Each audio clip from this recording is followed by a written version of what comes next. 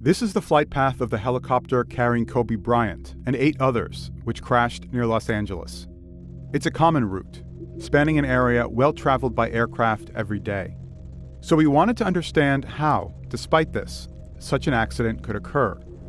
Using a chartered helicopter, flight tracking data, and images from the day, we've retraced the flight path to examine the conditions that may have led to the crash. The helicopter took off from John Wayne Airport in Orange County. Its destination, another airport near the sports academy which Bryant owned. The first half of the flight is uneventful. The terrain here in the Los Angeles basin is flat. That makes it relatively easy to navigate, even in overcast weather. Bryant himself made the trip routinely. On the day of the crash, the weather in this area is fine. There's 4 miles visibility. Within 13 minutes, the helicopter passes by downtown Los Angeles, passes Dodger Stadium, and begins to enter the San Fernando Valley. The terrain begins to rise. That day, air controllers tell Bryant's pilot to stay in a holding pattern over the city of Glendale. Hold outside Burbank Class Charlie airspace. I have an aircraft going around. Likewise for holding. They circle for more than 10 minutes as other air traffic is cleared.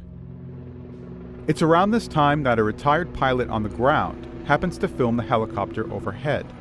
We can see in the footage that the sky is considerably overcast. The pilot receives special clearance to continue on in the low visibility weather. Copy that. We'll maintain special VFR, copter 2 likewise.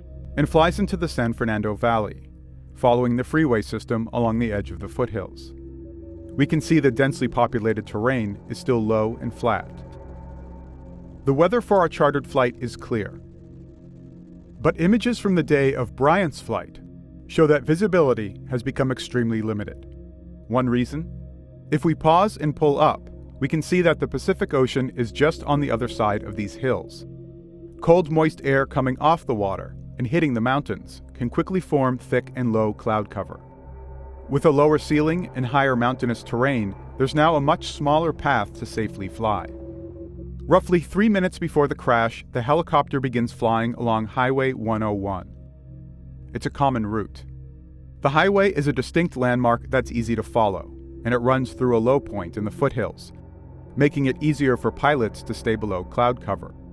Bryant's pilot had requested flight following, where controllers track an aircraft to help the pilot during rough conditions. Just before the crash, the ground controller tells the pilot he's too low for tracking. 2 Echo X-ray, you're still too low level for flight following at this time. The pilot radios that he's climbing to avoid the cloud layer. The helicopter quickly gains altitude. At about 2,300 feet, it turns away from Highway 101 and crashes into the side of a hill. The debris field is around 500 feet long.